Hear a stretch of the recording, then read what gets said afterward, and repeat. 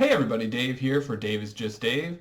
New year, new season, Bachelor Matt James, and new recap format. So instead of recapping the whole episode, we're just going to recap the top 5 moments that everybody's going to be talking about from each episode, since The Bachelor slash Bachelorette is sort of like watching paint dry a lot of the time, but it's almost always fun to talk about. That's why we're just going to recap the top 5 moments. Here they are, the top 5 moments, right here, no peeking. Let's get started with number 1.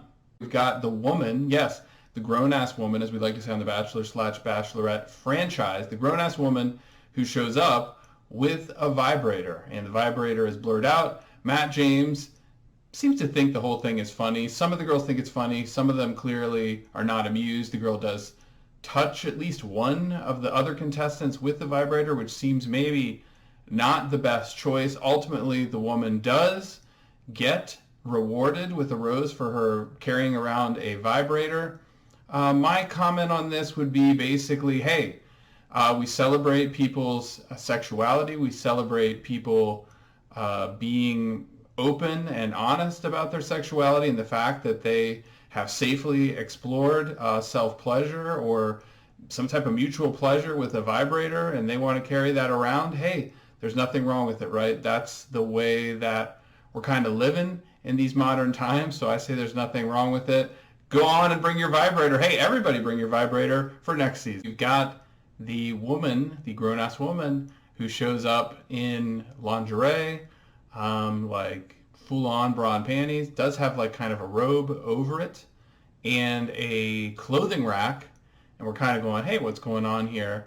And so she shows up, again, right out of the limo with this clothing rack and bra and panties. Nobody's ever done this before, I don't think, and has got 2 dresses hanging on the rack. And she asks Matt which dress she should wear, and then she brings the dress inside and puts it on. Pretty clever. A lot of people may be talking about it. The contestants probably didn't like it, but don't you dare slut shame. Don't you dare say that this is wrong. Hashtag body pause, hashtag body beautiful, hashtag rock that lingerie girl. Obviously, this is totally cool. This is totally fine. It's wonderful when people embrace their beautiful bodies and put them on display, even in a more formal setting. Hey, it's wonderful. I think everybody should do it next time. Will everybody be talking about this? I'm not sure, but I'm going to talk about it. So you might have noticed that Bachelor Matt James, the hottest bachelor of all time, started off the sort of cocktail party, the pre-rose ceremony, all-night cocktail party that begins the first episode with a prayer. So we had everybody bow their heads in prayer. It seemed to be a Christian prayer. It began, Dear Heavenly Father. It seemed like everybody did bow their heads. I thought this was kind of brilliant slash offensive in a way, right? Because we certainly can't assume that everyone is a Christian. However, I guess there's nothing wrong with celebrating your own faith. Seems like you could have had a little disclaimer in there like, hey, if you don't believe, you don't need to pray or whatever, but everybody seemed to pray. I think it's cool because, of course, these faith-based conversations are often a part of the show behind the scenes. I think they almost always get edited out, but a lot of people, when it comes to getting married, of course, are making faith-based decisions and having faith-based conversations. So at least we see Matt's Christianity out front and center. And I think ultimately that's good and kind of fits overall with the show's newly embraced theme and just overall endorsement of diversity. So pray before you give out those roses, everybody. So there's a hearing impaired contestant this year on The Bachelor, starring Matt James. Don't think we've had this before. We've had a couple contestants, I think, with some type of disability or more of a birth defect type situation.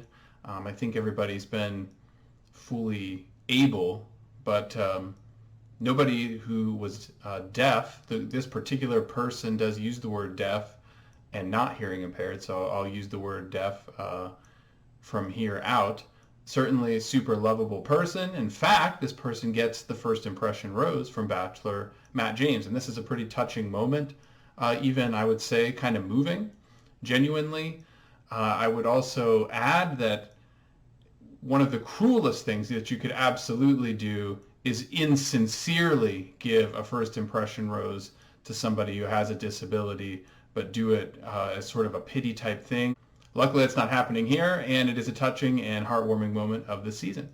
And the number one thing that people are going to be talking about this season of The Bachelor and this very first episode, number one, is going to be diversity, the word diversity. The casting of this show is absolutely knocked out of the park. They have got the most diverse cast that they've ever assembled on any Bachelor franchise show.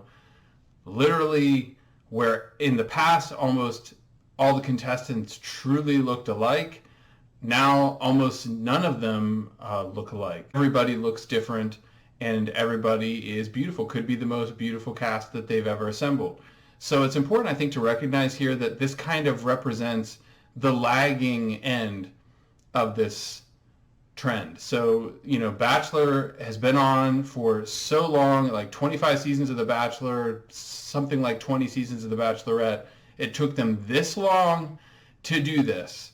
Many other shows have been leading the way a long time ago, so this kind of represents the tail end of this movement. Remember that over the summer when everything was going crazy with the George Floyd stuff, rightly so, that's when this show is being cast and assembled, and they absolutely knocked it out of the park. They did a wonderful job, and I think the show is the better for it. However, I would also point out it's somewhat hypocritical because this show is one of the most conformist, most sort of heterocentric shows that exist. So on one hand, the show is leading the way compared to its past with diversity, but it still overwhelmingly demonstrates a heterosexist viewpoint that puts heterosexual relationships above all else, that puts marriage and monogamy above all else. I mean, yes, they've got a really diverse looking cast, yet there's no transgender people in the cast, there's no gender non-conforming people in the cast, there's no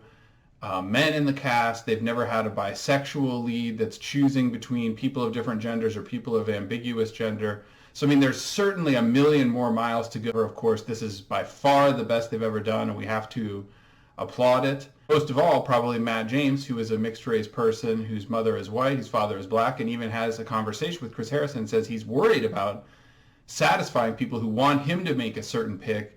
And he says, some people want me to pick a white person, some people want me to pick a black person. However, I am equal parts of those things, and I am not going to be kind of pushed into that corner. I thought that was brilliant that the show addressed that, because it is a very difficult situation for Matt James to be in. That's the top 5 recap. Diversity is definitely number 1 this season. Great job, ABC, for moving so far forward on this, and stick with me next week for another top 5 recap. I'll be your Mr. Right Girl.